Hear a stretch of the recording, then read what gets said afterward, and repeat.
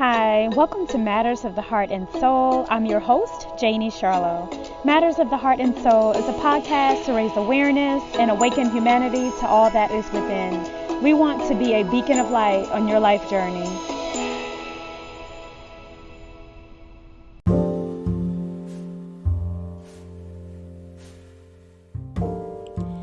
Hey guys, welcome back to Matters of the Heart and Soul podcast. This is Janie Charlo, your host.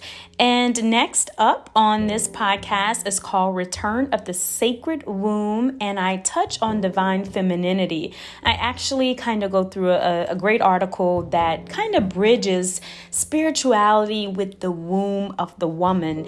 And we have to be honest, there is not a single human being that can come on this planet if it is not through the womb of a woman. So we need to get back to the sacredness of the womb, into what that means, into the ebb and flow of the woman and the menstrual cycle, and how that intuitive, creative process and time that, each phase of the menstrual cycle, how she's connected to the divine creator. So we just need to switch the culture because, currently, it's suppressed. A lot of women, don't talk about their periods. They don't talk about what it really means, and how sacred the womb is. So I go through that article because I thought it was a great article that really breaks it down. And as always, we love to hear your opinion on everything. So check it out, and I'll see you guys on the other side.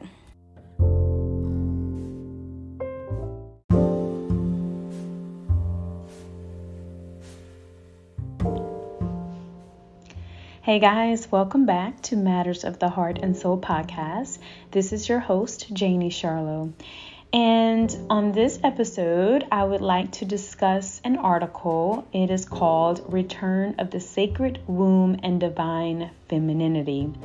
And I'm going to read the article and then just kind of talk about it at the end. I think it's an important time right now with where we are.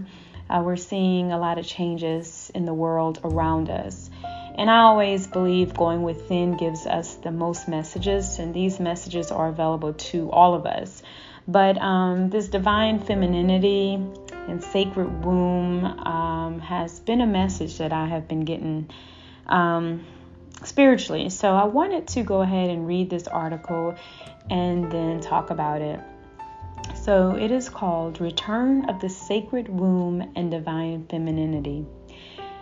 It is so imperative that all women understand the sacred feministic power of their womb. Today in the Western world, the menstrual cycle, or what's called the woman's period, is seen as such an inconvenience, a source of monthly distress, and many women go through drastic measures just to escape the 5 to 7 days of bleeding. But did you know that ancient Egypt, many women were celebrated when she had her period? When a woman was having her period, it was believed that she tapped into a deep spirituality, held the power of creation, and her wisdom and intuition was at an all-time high. She was often supported to go within, to listen to her inner voice, and her tribe would marvel at her feet for advice and guidance. The Native Americans also had moon lodges for their menstruating women. These moon lodges served as a place for women to rest, gather, dream, and do introspective meditation. They too often had prophetic dreams about how to hunt and govern the tribe. The menstrual cycle was viewed as very sacred. The word menstruation comes from the word menses, which translates to moon, power, and month. The moon cycle is exactly 29.5 days. Studies have shown that a woman's bleeding cycle is often thought to be connected to the cycles of the moon. Women often bleed on the new moon and ovulate on the full moon. Research has often shown that the moon rules the flow of fluids, just like ocean tides as well as other bodily fluids. And it affects the unconscious mind and dreams. Therefore, earthly, natural, and universal factors such as the moon, sunlight, and ocean tides play a researched part in fertility, the menstrual cycle, and going into labor. The moon does not have its own light. It reflects the light from the sun, which gives it the illusion of producing its own light, but is indeed a reflection from the sun. For this reason, it has been said that a woman can sleep with the light on and reset her menstrual cycle with the moon cycle. So somewhere over 6,000 years ago, the shift went to a patriarchal society, which we know that's a social system in which men hold primary power and dominate the roles of political, leadership, moral authority, social privilege, and control. The idea of goddess shifted, and women were often viewed as unclean, impure, and oftentimes forced to separate themselves from men when they were bleeding, and were also viewed as not fit to have sex, prepare food, or enter churches. Now more than ever is the time to understand our sacred femininity and actually kind of discard some of these old myths. The menstrual cycle not only displays our flow of fluids, but also of our divine connection to creativity, information, intuition, and the divine creator. We may receive and process information differently during different times of the menstrual cycle. That's why suppressing blood flow could block creative intuition. From the onset of menstruation, which is bleeding, until ovulation, the sacred feminine is ripening an egg and preparing to give birth to someone, or metaphorically speaking, something else, such as a new creative idea and downloads from the divine creator. So let's break down some of these days of the menstrual cycle. Day 1 through 7, which is considered the first day of bleeding, or this is considered the menstruation phase or the dark moon phase. On this first day of bleeding, the energy can be felt like a death and rebirth phase. The old lining of the uterus is shed to make room for the new, healthy lining that will take its place in absence of pregnancy. This is a great time in the month for women to go within, clear emotional and physical wounds she may be carrying, and old patterns or behaviors that no longer serve her. Accept all the emotions of irritability, sensitivity, or impatience that may come in. It's your inner guidance communicating to you. Day 8 through 14, this is the pre-ovulation phase, follicular phase, or the waxing moon phase. The woman will demonstrate new energy that comes in an enthusiastic, upbeat, and outgoing. Besides, it's such a sigh of relief when the bleeding has stopped. New ideas are rolling in, new projects are being created, and this phase of the menstrual cycle best illustrates how consciousness becomes matter and how her thoughts create reality. One follicle will become larger than the rest and release a mature egg. Day 14 and 15, this is peak ovulation or the full moon. This is the peak of feminine creativity and is the time where women have increased sexual energy, increased intuition, and will exude her energy outwards to the world.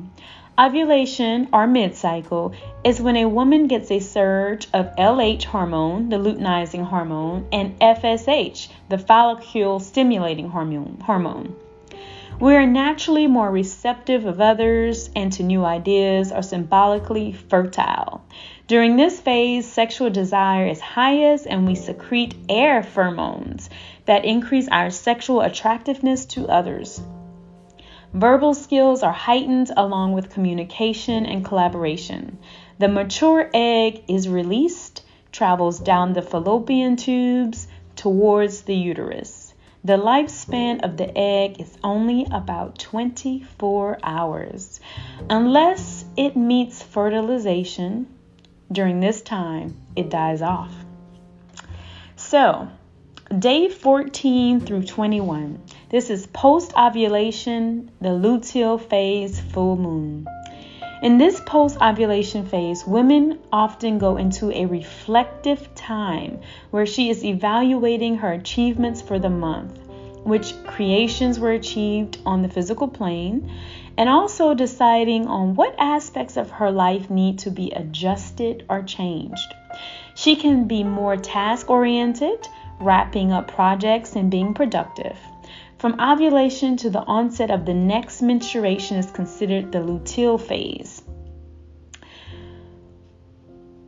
Both seem to be a time when women must depend on a flow of information that they cannot see but feel in their gut, or what we call intuition. Just like the lunar moon under darkness is when unconscious downloads may come to us in our dreams and inner guidance. Besides, it's said that the veil of the spirit world is thinnest during 2 a.m. and 4 a.m., moonlight hours. The world of the unseen and the seen, the conscious and the unconscious, can be more easily assessed by a woman tapped into herself.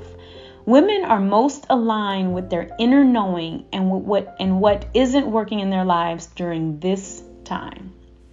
All right, so this is now day 21 through 28. This is the lining preparing to shed, the premenstrual, ongoing luteal phase, and the waning moon now.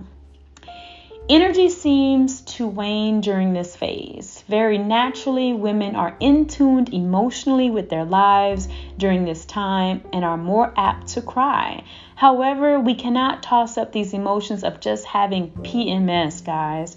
If we continue to resist the information that come to us during these very connected times, like any other bodily symptom, if ignored, can rear its ugly head as PMS symptoms or other illnesses. If a woman becomes pregnant, the egg moves into the uterus and attaches to the lining. If she does not, the uterus prepares to shed through the vaginal opening and a new menstrual cycle begins. So, what's the point of knowing all this?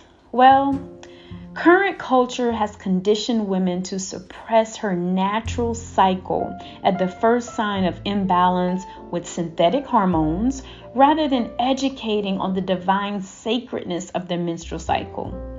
Our 4 hormonal phases are the inner guidance of birthing life and so much more. The waxing and waning, the ebb and flow, the ups and downs of female hormones have natural and predictable fluctuations that affect energy, mood, and cognition. During different times of the month, we can tap into superpowers that can birth or create anything we want. It doesn't have to be a baby. Dearest feminine energies out there, you are the divine creator. You are the moon, the seasons, the life force itself. The entire menstrual cycle is about birth, life, growth, and death. Our senses are heightened. We dream frequently and often prophetically.